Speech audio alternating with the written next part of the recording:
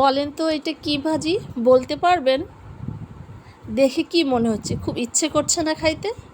তো চলে আসেন আমার বাসায়। ভাজিটা দেখলেই লোভনীয় এবং খাইতে বারবার ইচ্ছে করবে সেটা রান্না করে। আসসালামু আলাইকুম, চলেন আপনাদেরকে দেখাই এটা কি ভাজি। এটাকে চিনেন? এটাকে সবাই চিনে, সব রাঁধুনি, সব এলাকার রাঁধুনির মানুষ সবাই চিনে। এটার নাম ক্যাঞ্জেল। আমি ক্যাঞ্জেলগুলো এভাবে পাতলা পাতলা করে কেটে নিয়েছি, তারপরে এভাবে ঝুরি ঝুরি করে কেটে পানিতে রেখেছি। পানিতে না রাখলে এগুলো কালো হয়ে যাবে। আর আমার মেয়ের অবস্থা দেখেন কি করতেছে সে, মানে সে যে কি করতেছে।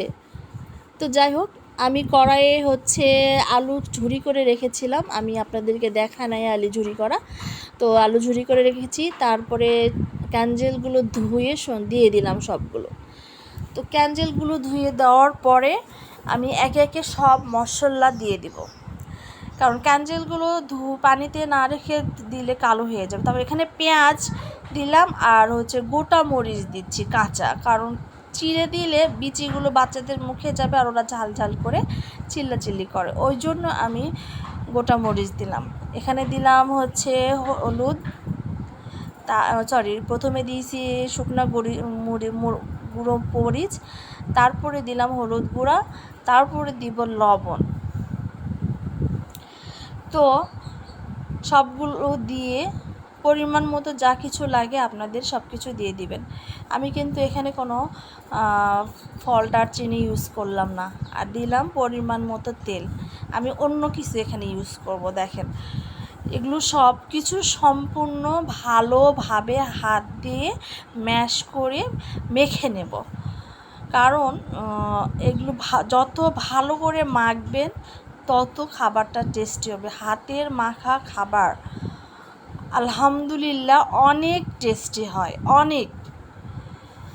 তো হাতে মেখে আমি এটাকে ম্যাশ করে, দেখেন কতগুলো ছিল। আমি বললাম না আমি অন্য জিনিস দিব এখানে দিচ্ছি। আমার খাসির মাংস রান্না করা ছিল, তো সেখানে একটু বেঁচে গিয়েছিল, সেই মাংসটুকু আমি এখানে দিয়ে দিলাম। আমি আগে বলছি যে আমি কোনো দারচিনি ফল ইউজ করছি না, কারণ আমি একটা জিনিস দিব। তো সেটা হচ্ছে খাসির মাংসতে সব কিছু দেওয়া আছে, ওই জন্য আমি এক্সট্রা করে আর কোনো কিছু ইউজ করলাম না, মানে মশলা জাতীয় কিছু।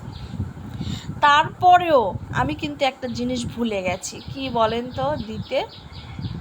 আমি এখানে একটা জিনিস দিতে ভুলে গেছি, আর সেইটা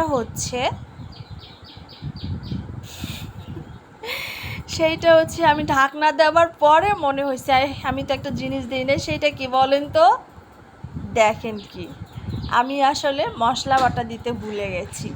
মশলা বাটাটা আদা, জিরা আর রসুন বাটা ছিল, আমি সেগুলো দিয়ে আবার সুন্দর করে মেখে দিয়ে দিলাম, ঢাকনা দিয়ে ঢেকে দিলাম। এবং দেখেন কিছুক্ষণ পরে বলক উঠে গেছে। আমি সেগুলোকে আবার ভালোভাবে নাড়াচাড়া করে, যাতে সবগুলো তরকারির ভিতরে মশলাটা ভালোভাবে ঢোকে, সেইভাবে আমি রান্না করে নিলাম। দেখুন অনেকটা রস কমে গেছে এবং আমি সেটা ভালোভাবে নাড়াচাড়া করছি। ওখানে একটা খাসির মাংসের সঙ্গে আলু ছিল, সেটা আমি ভালোভাবে ম্যাশ করে দিচ্ছি এবং এগুলো সুন্দরভাবে নাড়াচাড়া করে একটু ভাঙা ভাঙা করে নিচ্ছি, কারণ যতটা নাড়ানাড়ি করবেন তরকারি তত টেস্ট হবে, যত মাখবেন তত টেস্ট হবে। তো আমার রসটা সম্পূর্ণভাবে শুকিয়ে গিয়েছে এবং এটা তলাতে লেগে যাচ্ছে দেখে আমি বারবার সেটা নাড়ানাড়ি করছি। আর নাড়ানাড়ি করার জন্য সুন্দরভাবে তরকারিটা সেট হয়ে যাচ্ছে।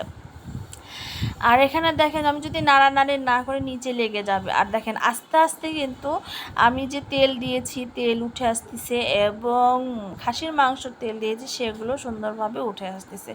তো আমার আর কিছুক্ষণের ব্যাপার, আমি এগুলো বারবার একটু ঘন ঘন নাড়াচাড়া করে নেব এবং সম্পূর্ণ সুন্দর। দেখেন আমার খাসির মাংসর রস, ঝোল, তেল সম্পূর্ণ উঠে আসতেছে। তো এইভাবে আপনারা একবার অন্তত রান্না করে খেয়ে দেখবেন, অনেক টেস্ট। এর ক্যাঞ্জেল কিন্তু চিংড়ি মাছ দিয়েও ভাজি করে খাওয়া যায়।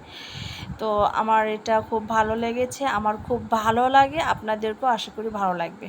তো আমি এটা বাটিতে সার্ভ করে নিচ্ছি এবং পরিবেশন করব এটাতে। দেখো কালারটা কত সুন্দর আসে, কালারেই কিন্তু খাওয়ার ইচ্ছে জাগে। তো আমার ভিডিওটা ভালো লাগলে লাইক, কমেন্ট, শেয়ার করে এবং